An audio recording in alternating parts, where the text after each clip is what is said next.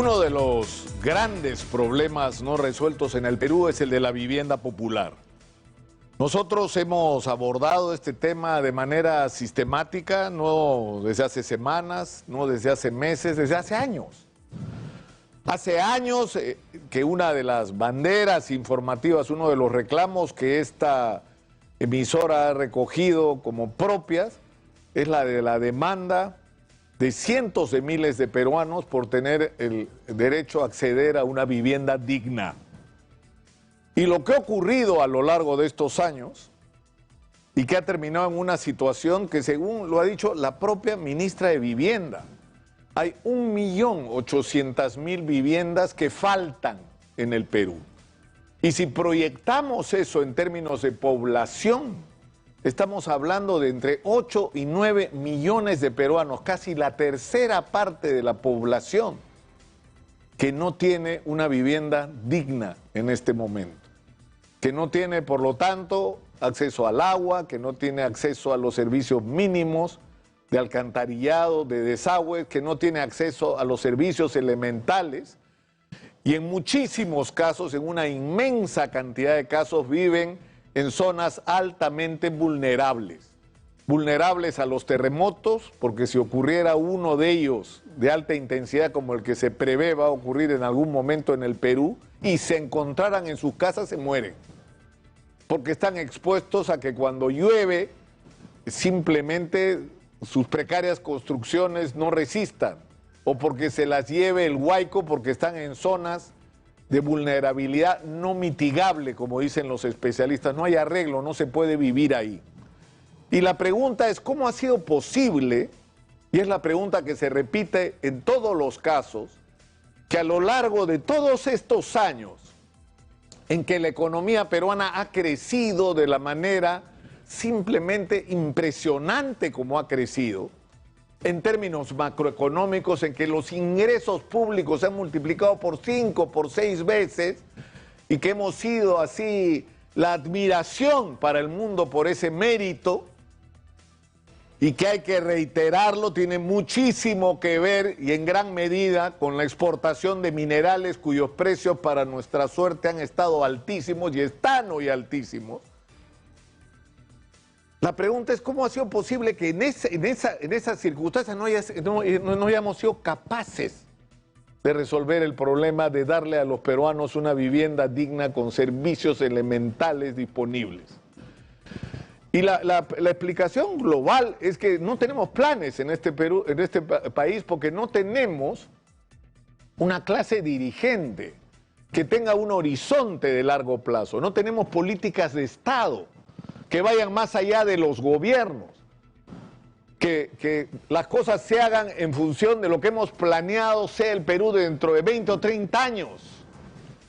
Los planes se cambian apenas cambia el gobierno, y ahí viene el segundo problema, que no solamente hay esta carencia de proyectos de largo plazo, y como no hay proyectos de largo plazo, entonces todo es un desmadre, sino que los proyectos finalmente se remiten a que quienes toman las riendas del poder lo hacen con el fin de sacar la mayor cantidad de billete que puedan para sus bolsillos.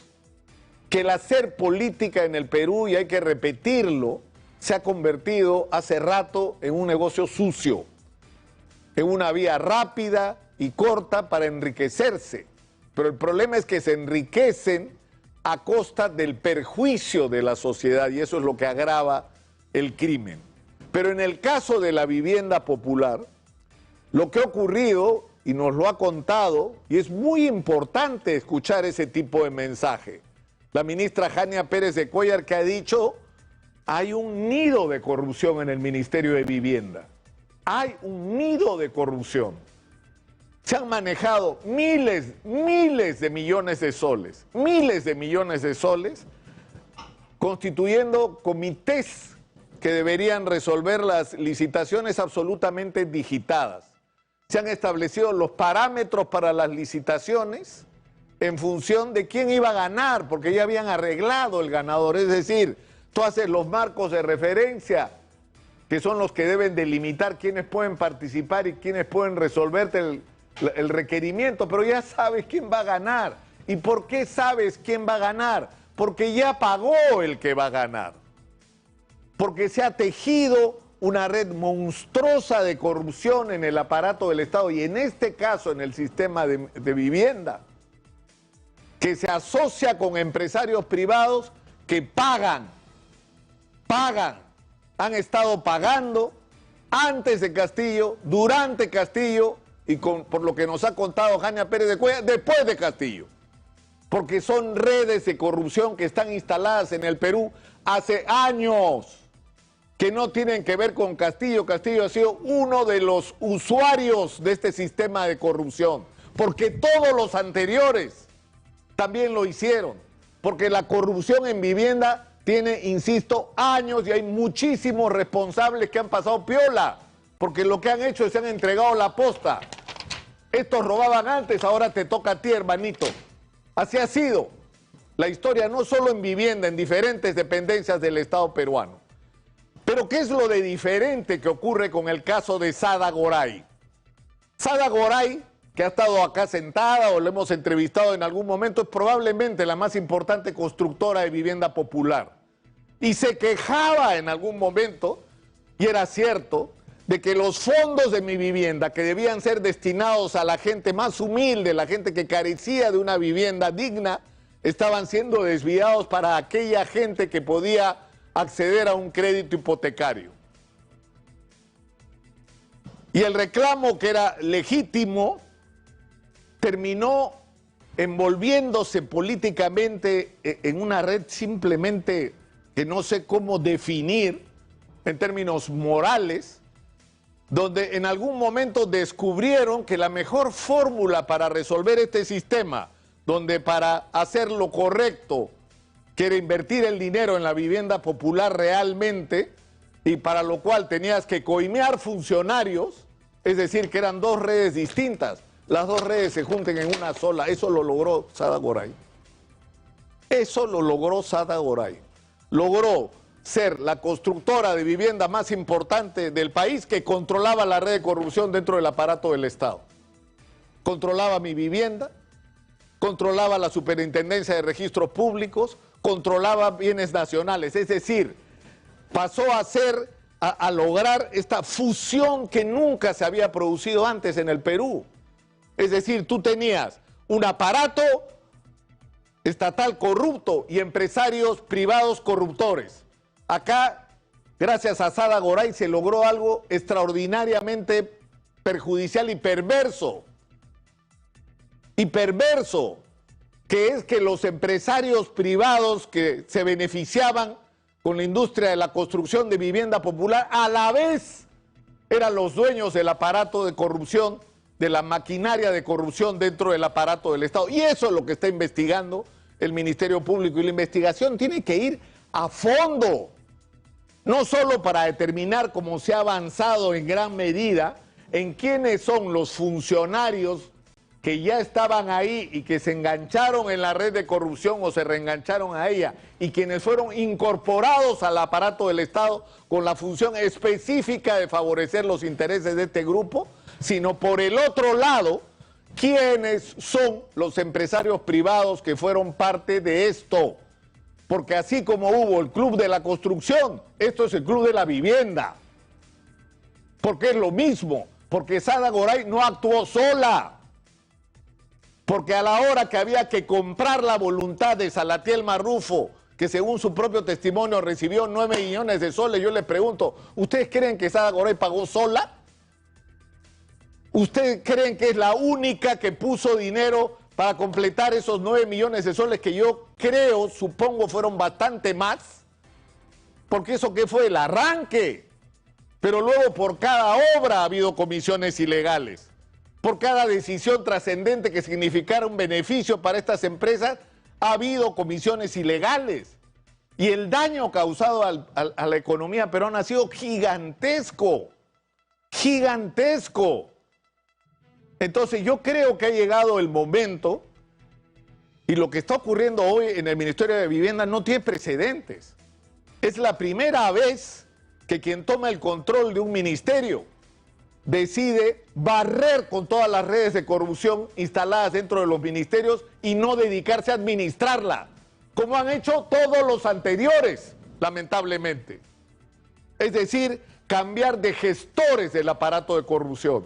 Pero yo insisto en que lo que tenemos al frente es un fenómeno sin precedentes.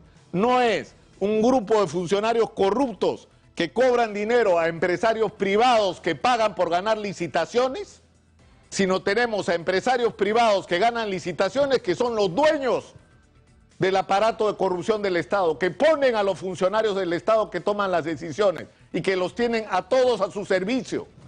Eso no tiene precedentes, eso tiene que ser completamente desmontado y hay mucha gente que va a tener que ir a la cárcel por esto.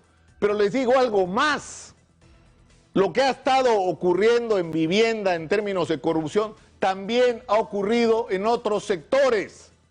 ¿Por qué creen que hay 50 y tantos hospitales parados? ¿Por qué creen que el déficit de infraestructura educativa es el que es 154.000 millones de soles? ¿Por qué creen ustedes que hay esta debacle con el manejo de los recursos públicos para la construcción de carretera? Porque esta misma corrupción está en todo el aparato del Estado. Y ya llegó la hora de tomar el toro por las astas y de enfrentar y desmontar estas redes de corrupción absolutamente perversas. Y ya llegó la hora de que quienes tienen la responsabilidad política tengan el coraje de hablar claro y decir, sí señor, existen estas redes de corrupción y se van para afuera por corruptos y se van a la cárcel para pagar por el daño que han hecho. Y son los empresarios privados que han aceitado este sistema. Ya llegó la hora de que eso ocurra, porque si no, no tenemos salvación como país, por Dios. Tenemos todo para ser un país distinto al que somos. El problema de vivienda, acceso al agua. 4 millones de peruanos sin un acceso al agua razonable. Peruanos que tienen redes de agua tendida, llega agua por ratos a la semana, 1 o 2 veces. ¿Cómo es posible? Por la corrupción. Por la corrupción que tiene el otro componente, como su preocupación es forrarse, nos dejan obras tiradas, obras abandonadas, obras que no tienen proyección de largo plazo, es decir, que no son integradas a grandes planes.